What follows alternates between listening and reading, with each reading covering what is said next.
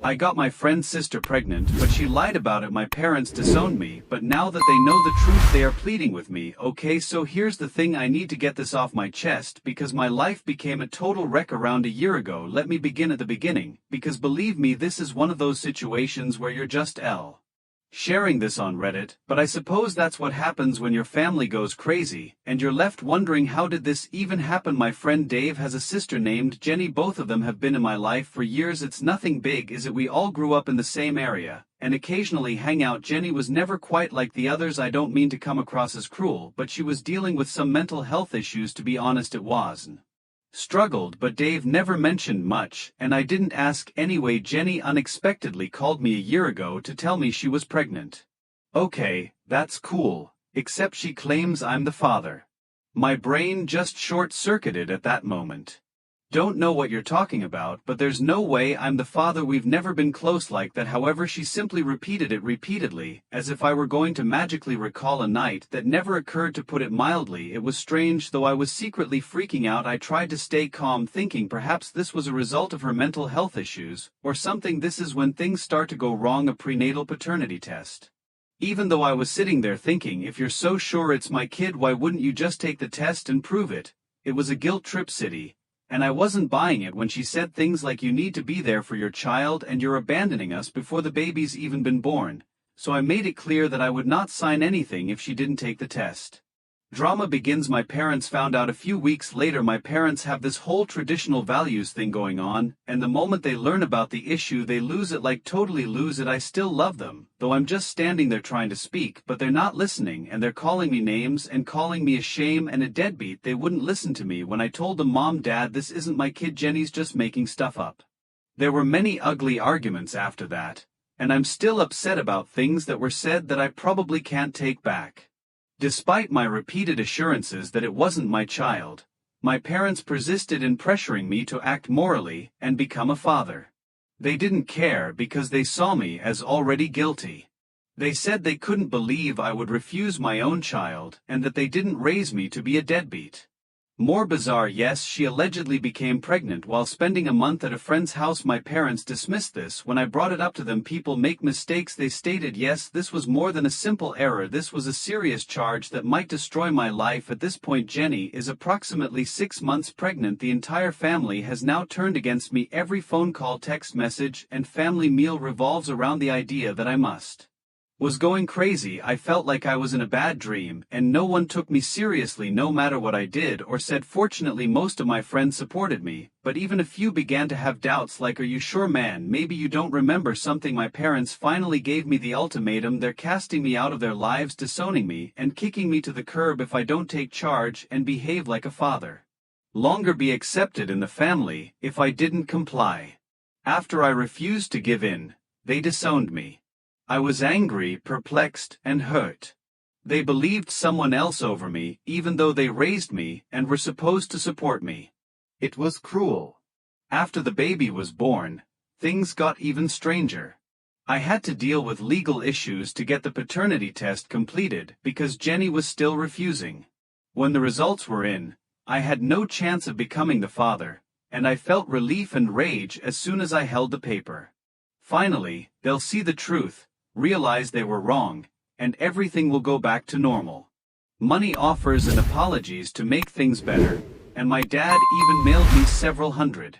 The problem is that I kept the money. Yes, I accepted it after everything they did to me, but I felt like I owed them. But pardon them, number. I made it clear that I would not expose myself to such treachery again if they were willing to disown me for it. They're your parents, so how can you forgive someone who was willing to discard you so easily? When someone believes a falsehood about their own child, how can you trust them? I'm caught between the belief that I did nothing wrong and the question of whether I should even try to mend my family's relationship. I can't get rid of the feeling that they let me down when I needed them most. Okay, so you'd think things would settle down after the drama involving Jenny's kid and my parents, but my life had different ideas. In fact, the situation got worse. I wish I could have proved I wasn't the father, but it turns out that people will do anything to avoid responsibility if they don't want to admit a mistake. After the paternity test results showed that I wasn't the father, Jenny went crazy and started spreading rumors that I had compromised the test or fabricated it. Yes, she believed I had persuaded an entire laboratory to falsify the results to support my claims. Can rig DNA testing, I'm just an ordinary guy. Jenny wasn't listening. She was determined to paint me as the antagonist in her story. She went around claiming that I had deceived everyone into believing I wasn't the father and that I was leaving her and the child, even though it didn't make sense. People began to trust her. Rumors from small towns travel quickly, and soon I was being seen as a scumbag by people at the grocery store. My childhood enraged me. Nobody seemed to care that I had the test results to show that I wasn't the father. I was being held responsible for something I had nothing to do with while Jenny was out there acting like the victim. Never in my life have I felt so powerless. Being betrayed by your family is one thing, but what about when everyone in the community believes you're the villain? How to respond to the situation? My mother kept calling and leaving heartfelt lengthy voicemails expressing her desire for her family to reunite. She wanted to brush everything under the rug as if nothing had ever happened and didn't even discuss what had happened. She even invited me over for dinner as if it would suddenly undo all the harm they had caused. It was offensive and awkward. They believed a few family meals and some forced grins would. Didn't realize how much trust they had broken, so they just said, "Let's move on." The worst part was when my father tried to buy me off by emailing me to offer to buy me a new car. They could just buy my pardon. I wasn't sure how to react because it was so disconnected from reality. For a long time, I just stared at the email trying to figure out if it was a cruel joke. My dad was serious, though I didn't answer. I wasn't sure how to respond to such a thing. Correctly repairing things was not important to them because it was convenient for them. They wanted me back in their life, and I realized how little they hurling money at me would make everything better. But the worst part was discovering later that Jenny had begun contacting people I knew in an attempt to include them in her drama. She even tried to persuade Samantha, my ex-girlfriend, that I was this awful person who had left his child behind after years of not communicating. Sam texted me saying we need to talk, and I didn't know what she was talking about. Nearly lost it. I told Jenny to stop over the phone. I wasn't going to let her involve my friends and ex-partners in her mess. I was done with the lies and games. But she just hung up after laughing, talking to a wall. Nothing I said would reach her since she was so engrossed in her fantasy world. I was seriously considering hiring a lawyer, even though I didn't want to. Parents were supporting her actions. Yes, I had the support of my closest friends, but even they were unaware of how awful things had gotten. At some point I had to decide I couldn't continue to wait for the next insane claim or rumor to surface. Living in a state of constant tension, I made the decision to sever all connections, not just with Jenny, but also with my parents. It wasn't simple, it was awful, but I realized I couldn't allow them to continue. Feelings of betrayal, failure to trust, and inability to trust them going forward were not sugar-coated by me. I told them I wasn't ready to forgive them and wasn't sure if I ever would. I advised them to start by sincerely apologizing and accepting responsibility for their behavior if they want to have a future relationship with me. Too much for me to handle. I wasn't going to let her keep entangling me in her mess since she wasn't my concern. Even had to tell her brother Dave that I wouldn't be able to spend time with his family. Dave has always been a great friend, so that was difficult, but I had to prioritize my own health. I took them off a few months ago, and to be honest, I've been relieved. Even if I occasionally feel bad or question my decision, I know that ultimately I have to leave. It's messy and convoluted, but at least I'm not always watching for the next catastrophe. At last I'm able to breathe. But man, I never would have believed you if you had told me a year ago that this is where I would wind up. I suppose that's just the way life is. First update. Okay, so this is where it gets even stranger. I think the pandemonium would be resolved if I cut ties with Jenny and my parents down and I could move on naturally, but terminating them is not so easy, and that was only the start of a new problem. A few weeks after blocking Jenny and sending the email to my parents, Mike, an old high school acquaintance, unexpectedly asked how I was doing even though we hadn't spoken in years. Serious warning sign. It seems that they had been trying to persuade others to speak with me on their behalf, including longtime acquaintances, distant family members, and even people I don't know. They were telling everyone that they were concerned about me and that I was in a terrible position. They seemed to be trying to paint me as the unstable one. Because he knew something was wrong, But it went beyond that. I began receiving messages from a wide range of people over the next few days, including some I had just met a few times and others I hadn't spoken to in years. Everything they said was the same: your parents are really worried about you, or you should give them another chance.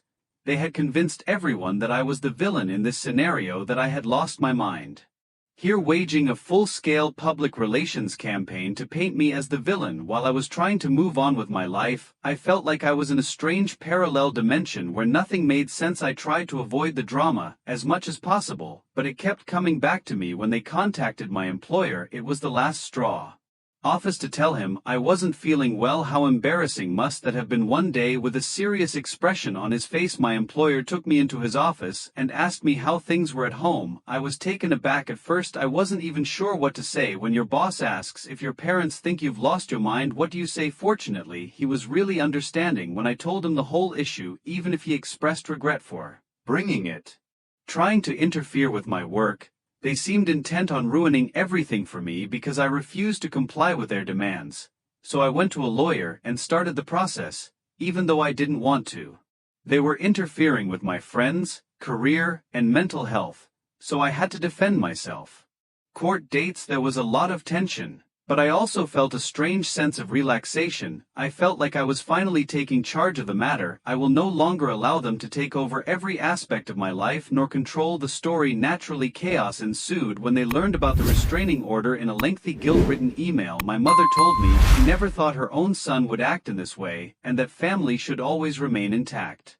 I was destroying the family. I didn't bite, but it was textbook manipulation. I didn't answer. It grew worse before it got better, though I wish I could say that was the end of it. One day my car was vandalized. When I got home from work, the word liar had been keyed into its side by someone. I didn't have any evidence that it was my parents, but really, who else could it be other than a few close friends? I hadn't disclosed the restraining order to. Since it seemed like they couldn't lose control, I reported it to the police, but it was never resolved. Another reminder that sometimes the ones who should love you most can become your worst enemies, even if you do things the right way to be safe. I then started parking my car at a friend's house. I had to stop taking chances in case they tried something similar. I even put security cameras around my apartment. I had the imp. After the restraining order was granted, my parents were barred from contacting me or visiting my home or workplace, which relieved my shoulders and allowed me to breathe for the first time in what seemed like an eternity. Even after several months, I'm still getting my bearings. I had to explain the situation to my friends and coworkers and make sure they understood. Doubtful the majority were supportive. Do you honestly think your folks would go that far? I know it's hard to accept. You know how far some people will go when they feel like they're losing control, since you've been there yourself. In retrospect, I never thought things would become this terrible. It's amazing how easily a family can turn against you if you don't follow their rules. It's taught me one vital lesson. I have no idea what the future holds for my parents and me. Perhaps they will come to their senses and apologize, but I'm done letting them rule my life. I'm not looking back. I have my own road to follow. Found a new way to play tricks on me just when I was starting to feel like I could breathe again. It wasn't direct contact this time, neither was sending emails or damaging my car. I was sitting at home one day doing nothing when I received a letter in the mail from a lawyer. I assumed it had to do with the restraining order, possibly some last-minute own parents were suing me. Suffering emotionally, I was reading something I couldn't believe. They were actually suing me for interrupting them, claiming they were entitled to compensation since my actions had seriously damaged their mental well-being. They even went so far as to say I had cut them off from the rest of the family, which was absurd because it was they who isolated me for a good 5 minutes. I just sat there and stared, and because they are upset over being cut off who sues their own child, I was at a loss for what to do. Part of me was worried, and another part wanted to laugh at how absurd it all was. This was legal now, and it was going to get really unpleasant. It was no longer just a family drama. I immediately called my attorney. Even for her, that was novel. We discussed the lawsuit specifics, and even though most of it was obviously false, I felt we couldn't ignore it since they were sincere. I had to defend myself. The weeks that followed were filled with stress, phone calls and meetings. The paternity test, restraining order, and harassment were all pieces of proof I needed to collect. It felt unreal that it had come to this, even though my lawyer was sure. They tried to drag me through the mud in court, but they went further in an attempt to turn other family members against me. I started receiving messages from aunts, uncles, and cousins asking why I hadn't spoken to them in years. They said I was acting self-centered and that I should make peace with my parents.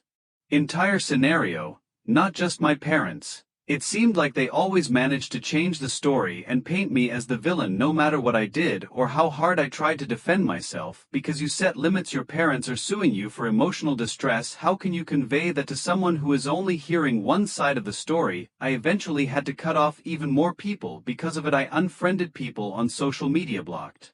I was tired of defending my choices to people who had already made up their minds.